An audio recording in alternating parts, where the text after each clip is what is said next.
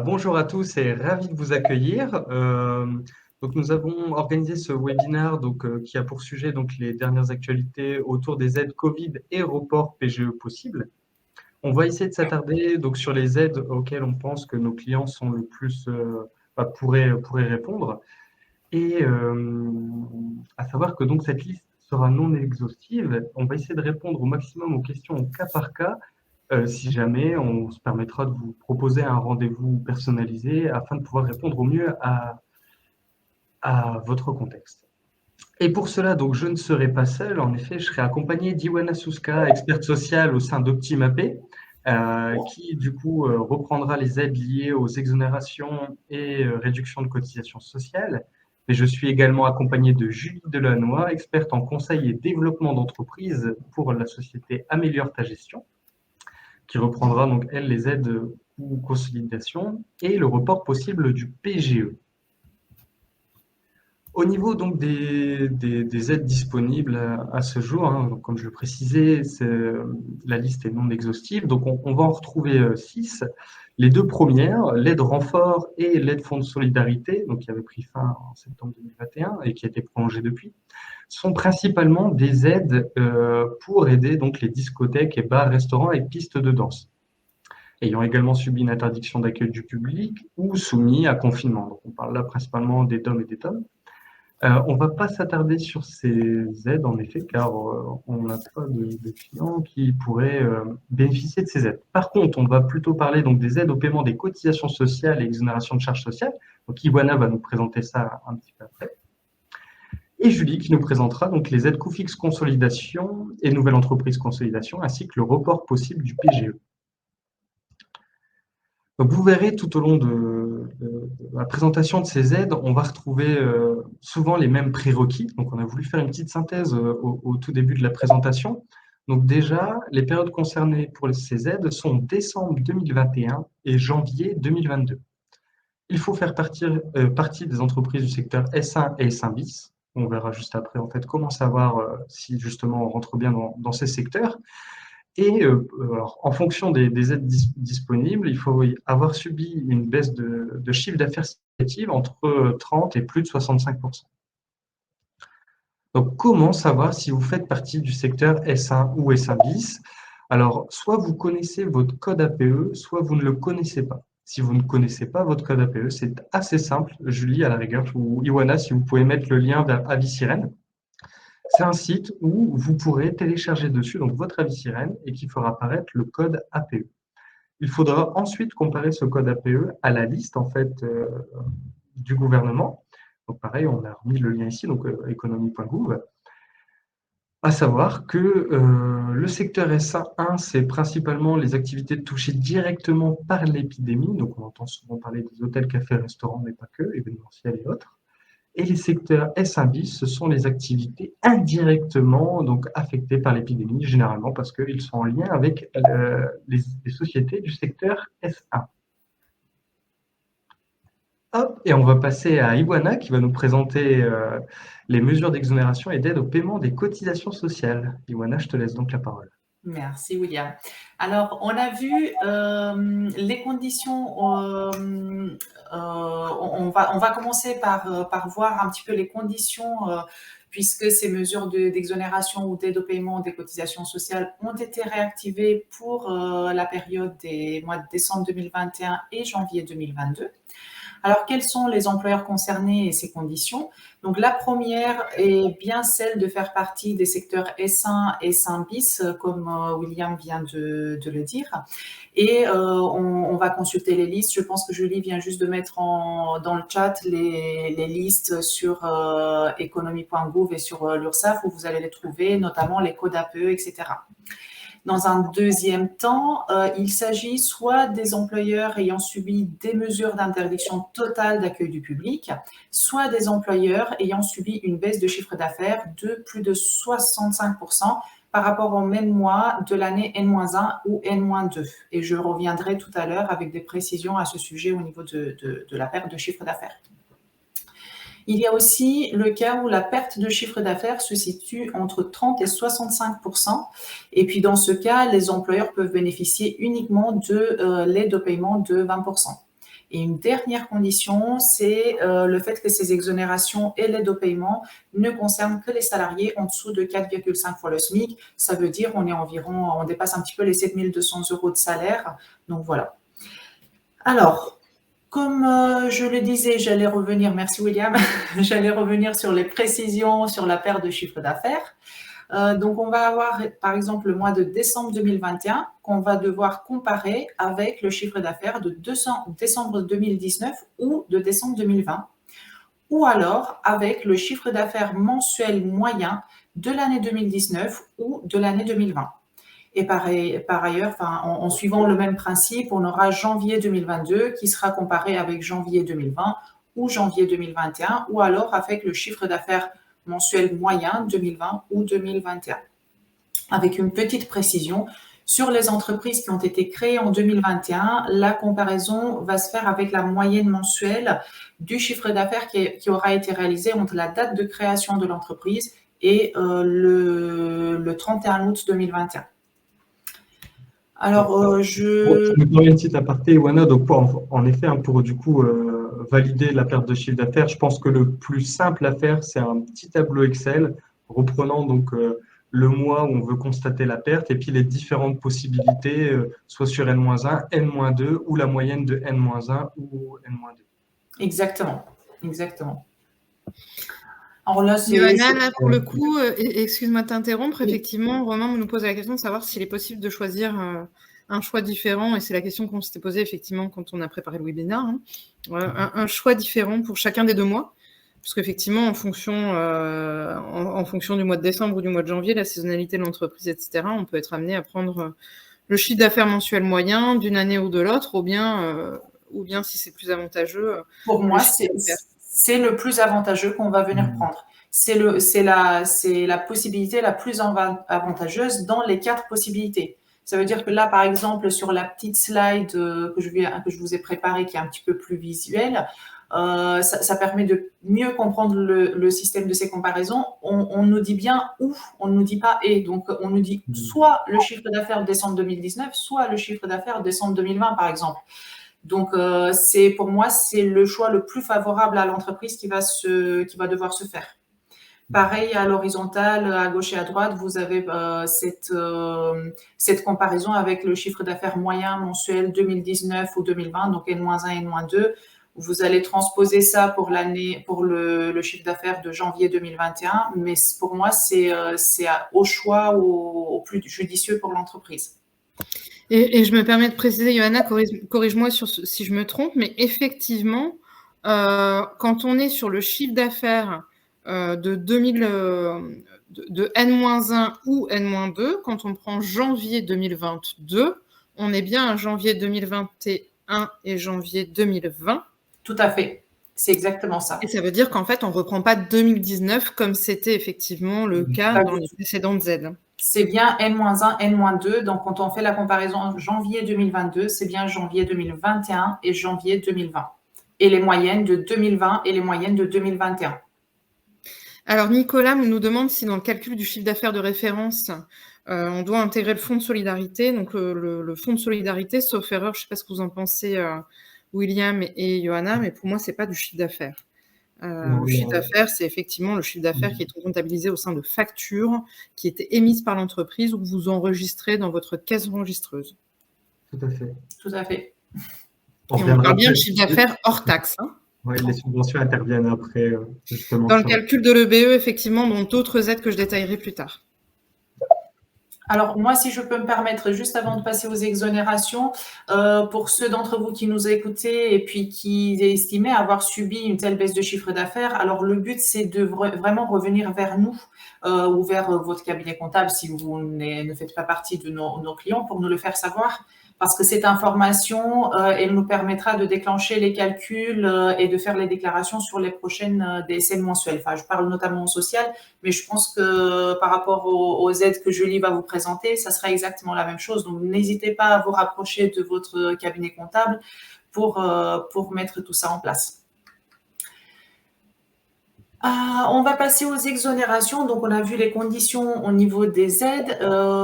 Maintenant, on passe à l'explication du dispositif. Dans un premier temps, les exonérations des cotisations sociales, c'est assez simple, on va dire. Donc, encore une fois, si vous répondez aux critères mentionnés tout à l'heure, notamment la perte de chiffre d'affaires supérieure ou égale à 65% sur le mois de décembre 2021, janvier 2022 ou les deux, vous bénéficiez dans ce cas de l'exonération totale des cotisations et contributions patronales. Et donc, on comprend bien que par rapport à la condition qu'on a vue tout à l'heure, donc celle où la perte de chiffre d'affaires, elle se situait entre 30 et 65%, elle n'ouvre pas le droit à cette exonération-là. Et puis, dans un deuxième temps, il y a eu la réactivation aussi des aides au paiement des cotisations sociales. William, voilà, merci. Et dans ce cas, pour les entreprises qui ont eu une perte de chiffre d'affaires supérieure ou égale à 30% pour le mois de décembre 2021 et janvier 2022, ils vont bénéficier de cette aide au paiement des cotisations. Et puis, le calcul, il est assez simple, c'est 20% de la masse salariale brute. Et encore une fois, on est bien limité à 4,5 fois le SMIC. On est d'accord, donc il y a une partie d'une aide si on a plus de 65% en fait de perte de chiffre d'affaires qui est là en fait une exonération, mais uniquement sur les charges sociales patronales, hein, si je résume bien, Iwana. Et ensuite, si on a une perte minimum donc de 30%, en fait, là, à ce moment-là, c'est vraiment une aide au paiement qui correspond à 20% de la masse salariale sur décembre et janvier 2022. Alors, attention, on cumule bien les deux. Hein. Si on a une perte de chiffre d'affaires de plus de 65%, on cumule les deux. D'accord ? OK. Donc, c'est juste quand on est entre 30 et 65%, on a le droit qu'à l'aide et l'exonération n'est plus applicable. En revanche, si on dépasse les 65% de perte de chiffre d'affaires, on a le droit et à l'exonération des cotisations sociales et à l'aide au paiement des cotisations. D'accord ? C'est bien les deux qui sont cumulables. On donne le plus d'aide aux sociétés les plus impactées. Tout à fait. C'est exactement le but. On n'a pas oublié les mandataires sociaux. Donc, on a eu la précision dans le décret comme la dernière fois. Ils étaient également éligibles. Donc, il s'agit d'une réduction des cotisations qui est d'un montant forfaitaire de 600 € pour chaque mois où il y a eu une baisse de chiffre d'affaires de plus de 65%. Et en revanche, la réduction, elle est uniquement de 300 € par mois si la baisse de chiffre d'affaires, elle se situe entre 30 et 65%. Attention toutefois à la condition que le mandataire se soit bien versé une rémunération au titre des mois d'éligibilité, puisqu'on a quand même parfois les cas d'un président qui est créateur d'entreprise et qui ne se verse pas de rémunération puisqu'il bénéficie des ARE par le Pôle emploi. Et donc, s'il n'y a pas de rémunération, forcément, il ne pourra pas bénéficier de ces aides malgré la perte de chiffre d'affaires. D'accord. Oui, excuse-moi Julie, je t'en prie. Johanna, là on parle du coup de rémunérations qui sont versées par le biais d'une fiche de paie. Tout à fait.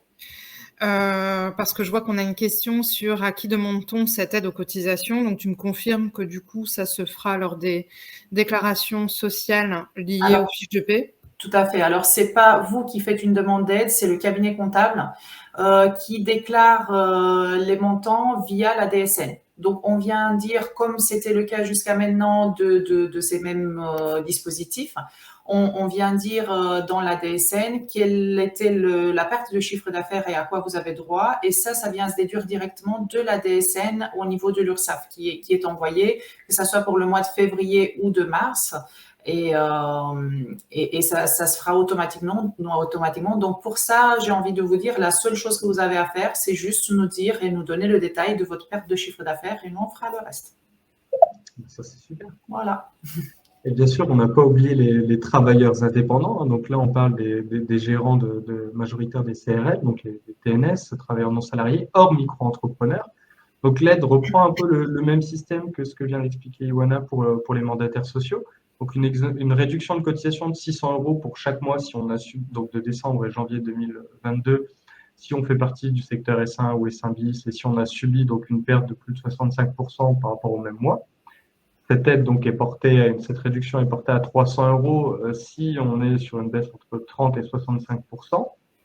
Mais là, contrairement aux mandataires sociaux, il n'y a pas de déclaration sociale chaque mois. Et donc, pour déclarer cette aide, ça se fera directement lors de votre déclaration d'impôt, hein, quand cela sera possible à partir du mois d'avril, pour justement venir indiquer si vous rentrez dans ces catégories et ainsi vous faire bénéficier donc de la réduction, qui sera donc sur votre régularisation de cotisation sociale de 2021, que vous recevrez courant 2022. Voilà, un peu comme il y a eu l'année dernière, on a eu le même cas avec les sociétés qui avaient subi une fermeture liée au confinement. Il y avait eu 600 € par mois. Je sais que pas mal des personnes touchées ont pu bénéficier de ce dispositif qui se déclarait déjà sur votre déclaration d'impôt. Tout à fait. Et on va passer à Julie qui va nous expliquer donc, ce que c'est l'aide coût-fixe consolidation et nouvelle entreprise consolidation. Oui, tout à fait. Donc, l'entreprise, l'aide coût-fixe consolidation et l'aide nouvelle entreprise consolidation. Donc, en deux parties, mais vous allez voir que les conditions sont globalement les mêmes. Donc, comme le disait William, il s'agit des entreprises des secteurs S1 et S1 bis, créées avant le 1er janvier 2019 pour les coûts fixes consolidation et entre le 1er janvier 2019 et le 31 octobre 2021 pour la nouvelle entreprise consolidation, qui ont subi une perte de chiffre d'affaires de plus de 50% et qui enregistrent un EBE, c'est-à-dire un excédent brut d'exploitation négatif au cours du mois éligible. Là encore, on est sur les mêmes périodes que l'aide aux cotisations sociales, c'est-à-dire décembre 2021 et août, puisqu'il ne faut pas forcément, on peut être éligible à l'une seule des deux périodes, janvier 2022. Donc, on va revenir un petit peu dans le détail des différents critères, à commencer justement... On est d'accord, hein, Julie, il faut bien qu'on remplisse tous ces critères. C'est-à-dire que si un de ces 4 critères n'est pas rempli, on ne peut pas bénéficier de l'aide. Je te confirme, William, c'est bien cumulatif. L'ensemble des critères sont cumulatifs. Je tenais à préciser ça. Donc, en ce qui concerne le montant de l'aide, en fait, l'aide viendra compenser 90% de la perte d'exploitation. La perte d'exploitation, c'est ce qu'on viendra justement calculer par le biais de l'EBE, c'est-à-dire l'excédent brut d'exploitation. Les demandes seront à déposer par voie dématérialisée sur le site impôts.gouv par le cabinet comptable, puisqu'effectivement, il s'agira de l'espace professionnel, avant le 31 mars 2022. Pour ce qui concerne le calcul du chiffre d'affaires, alors pas de difficulté pour les entreprises qui sont créées avant le 1er janvier 2019, puisqu'on va aller chercher le même mois, mais cette fois-ci, c'est là que ça diffère du calcul de l'aide précédente exposée par Johanna, c'est que là, on va aller chercher dans tous les cas le même mois de l'année 2019. Pas de moyenne mensuelle et ni de N-1 à N-2, même si on est en janvier 2022, on prend janvier 2019, c'est-à-dire bien avant l'impact de la crise Covid. Pour les entreprises qui ont été créées après le 1er janvier 2019, donc avant le 31 mai 2019, on prendra le chiffre d'affaires moyen mensuel 2019. Entre le 1er juin 2019 et le 29 février 2020, c'est-à-dire avant les mesures de confinement, on prendra le chiffre d'affaires mensuel moyen entre la date de création et le 29 février 2020. Et pour les entreprises qui ont été créées après, on prendra la date de création ou bien le 1er août 2021 et le 30 novembre 2021 pour faire une moyenne et venir comparer effectivement le chiffre d'affaires décembre 2021 et janvier 2022. Si effectivement, après vos calculs, vous constatez que l'entreprise pourrait être éligible à l'aide, donc je répète, secteur S1 et S1 bis, création avant le 31 octobre 2021 et perte de chiffre d'affaires en fonction des critères qu'on a évoqués de minimum 50%, intervient ensuite le dernier critère, à savoir le calcul de l'EBE. Je vais juste revenir rapidement, Julie, s'il y a des personnes qui ne se rappellent plus leur date de début d'activité. C'est assez simple à retrouver, hein. Vous prenez votre CABI, c'est normalement tout en bas de celui-ci. En fait, vous retrouverez votre date de début d'activité, qui est donc votre date de création, qui peut être différent du coup de la mise en activité de votre entreprise. Donc, c'est pour ça que ça peut être intéressant à vérifier pour savoir dans quelle catégorie vous vous situez. Oui, et petite précision encore par rapport à ça, c'est-à-dire qu'il arrive des fois qu'on crée une société et qu'on démarre son activité 4 ou 6 mois plus tard, en travaux, etc.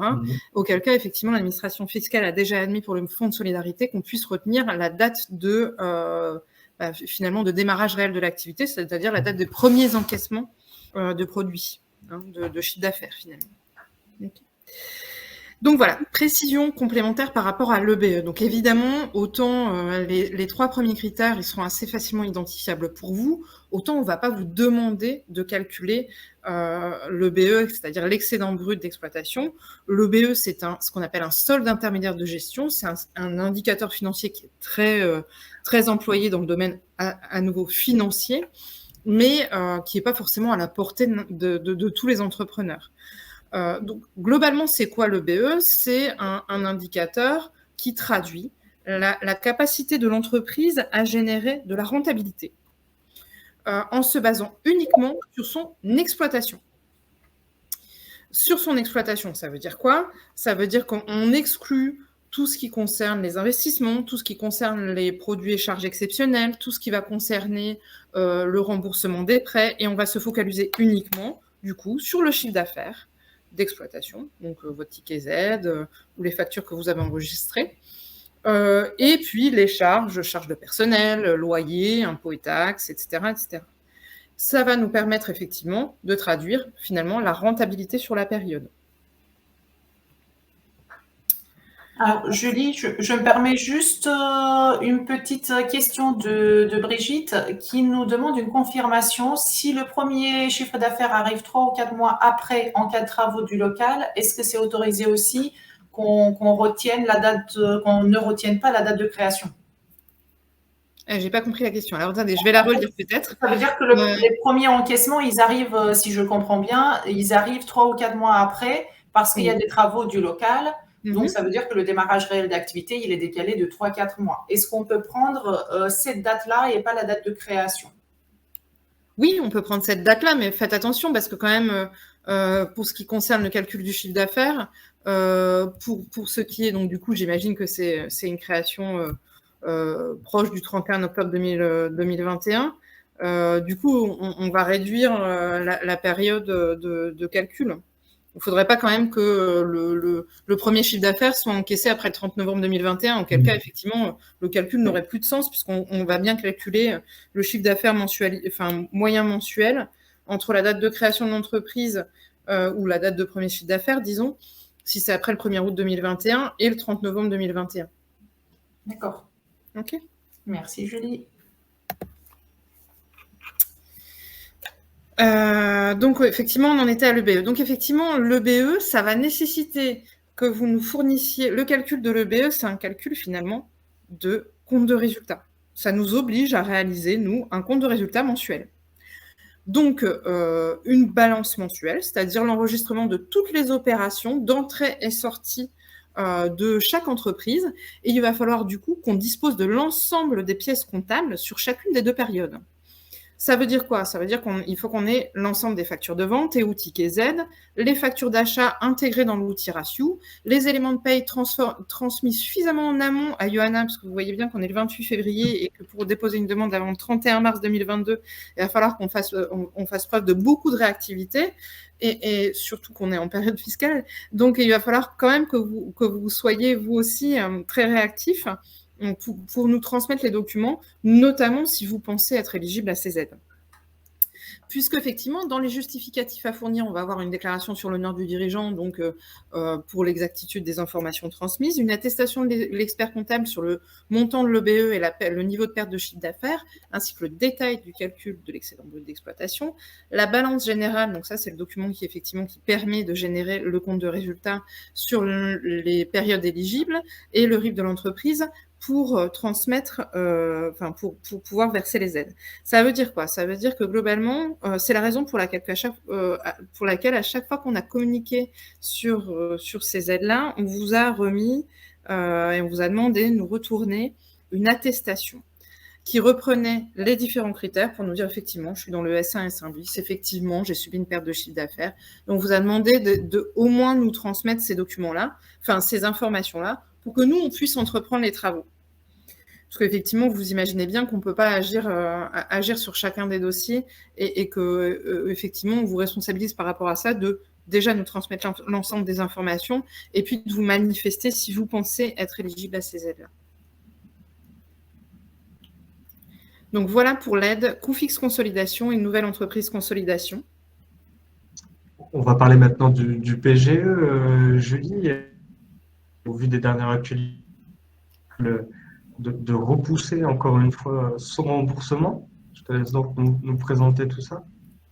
Effectivement, donc le ministère de l'économie et des finances a très récemment communiqué sur le rééchelonnement possible du PGE, donc avec différentes méthodes et dispositifs en fonction que le PGE est supérieur ou inférieur à 50 000 euros, avec du coup on va dire des dispositifs qui sont différents des options qui avaient été proposées préalablement, puisque effectivement, préalablement, il avait été proposé aux bénéficiaires des PGE de pouvoir, rallonger la période de différé en la passant de 1 an à 2 ans, et ensuite, dans un choix qui se formulait uniquement finalement avec la banque, en manifestant finalement son choix à la banque, de choisir soit de rembourser immédiatement tout ou partie de son prêt, soit de l'amortir sur une période pouvant aller de 1 à 5 ans ou 4 ans, en fonction qu'on aura déjà bénéficié de la mesure de rallongement du différé de remboursement en le passant à 2 ans.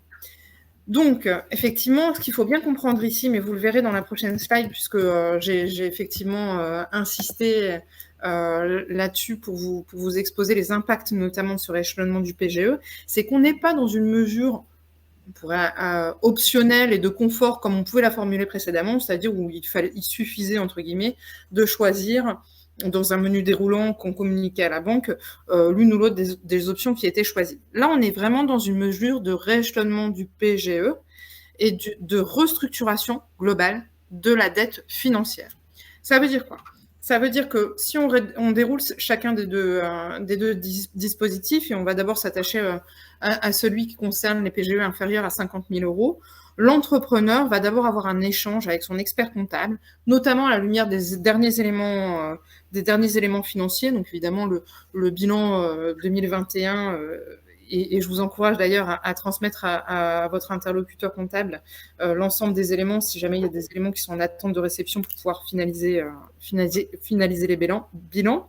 Également avec la banque, où il va falloir faire un point sur la capacité de l'entreprise à rembourser le PGE en 2022. Et l'entreprise, à la lumière de ces échanges-là, va prendre la décision de saisir le médiateur du crédit en déposant un dossier en ligne. Et le rôle du médiateur du crédit va effectivement être de décider si l'allongement du PGE est une solution suffisante pour permettre effectivement à l'entreprise de passer 2022 d'un point de vue des tensions de trésorerie. Il va répondre aux problématiques de tension de trésorerie. Ce qu'il faut bien comprendre, du coup, c'est qu'effectivement, on est sur une mesure temporaire qui est pour répondre à la problématique de tension de trésorerie en 2022, qui n'est pas pour autant une mesure qui répondrait à des difficultés de trésorerie allant jusqu'à la cessation de paiement, et qu'il va falloir du coup travailler sur un plan de trésorerie qui permette effectivement d'identifier des perspectives de développement au-delà de 2022 pour rembourser le PGE sur la période escomptée. Pour ce qui est des PGE supérieurs à 50 000 euros, là, on n'est plus sur la médiation du crédit. On va contacter le conseil départemental à la sortie de crise, c'est-à-dire le CODEFI. Le rééchelonnement du PGE n'est dans chacun des deux cas qu'une des mesures possibles à la sortie de crise, à la difficulté. Donc, ça va être une réponse ou pas, puisque dans un cas, effectivement, le CODEFI, votre interlocuteur du CODEFI va pouvoir opter effectivement pour la médiation du crédit, auquel cas vous revenez dans le schéma médiation du crédit, échange avec la banque, etc., et élaboration de la solution la plus adaptée, ou bien va vous orienter plutôt vers le tribunal de commerce pour une restructuration globale de la dette financière et autres d'ailleurs. Les autres dettes pourraient être concernées, puisqu'il faut bien voir effectivement que le CODEFI, c'est effectivement le service qui va être interpellé également pour les difficultés de trésorerie, la mise en place de rééchelonnement avec l'URSSAF via le CCSF, etc., etc. Donc voilà globalement pour la mise en œuvre du dispositif. Et après, je voulais partager avec vous dans l'autre slide le partage qu'avait fait la Banque de France la semaine passée sur le dispositif de rachetement du PGE pour notamment les TPE-PME concernés par les PGE inférieurs à 50 000 euros. Et donc là, je vous ai fait vraiment une copie d'écran de la présentation de la Banque de France par le biais de sa direction régionale, qui disait effectivement que c'était orienté vers des entreprises qui rencontreraient des difficultés avérées à honorer les échéances de remboursement du PGE en 2022, que ce n'était pas un droit à ou bien une option comme on avait pu le constater par le passé, mais que c'était bien une des solutions envisageables dans le cadre d'un dialogue préalable avec la banque et l'expert comptable, et que c'était une des solutions, mais pas que, et qu'il y avait du coup effectivement une conséquence à ces solutions qui étaient proposées, avec notamment une classification de l'entreprise en entreprise en défaut, avec potentiellement effectivement des difficultés par la suite à obtenir des nouveaux financements, avec une période de probation dans le cadre du plan de restructuration d'1 an, et des possibles du coup répercussions sur les relations avec les tiers. D'ailleurs, sur le site de l'économie, de site gouvernemental de l'économie, on retrouve on trouve effectivement que ce dispositif est destiné aux PME en grave situation de trésorerie. Mais n'étant pas en cessation de paiement. Et puis donc après, il faut en mesurer les conséquences. Tout à fait. Ça reste une solution. Ça reste une solution si jamais vous avez une difficulté à entamer le remboursement en 2022, mais que pour autant, ces difficultés ne se traduisent pas par un état de cessation des paiements, c'est-à-dire cessation des paiements, ça veut dire effectivement que vous n'êtes pas en difficulté pour régler vos échéances, quelles qu'elles soient, à court terme, et que vous avez des perspectives de développement suffisantes pour assurer le remboursement, donc si ce n'est en 2023, dans les années suivantes.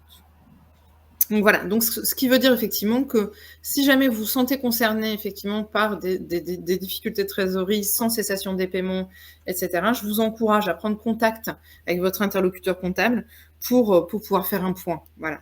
Et en parallèle, effectivement, avec la banque. Eh ben, merci Julie. On a évoqué du coup tous les sujets. On arrive sur la fin de ce webinaire. Peut-être que certains ou certaines d'entre vous auraient encore quelques questions. Alors, j'en ai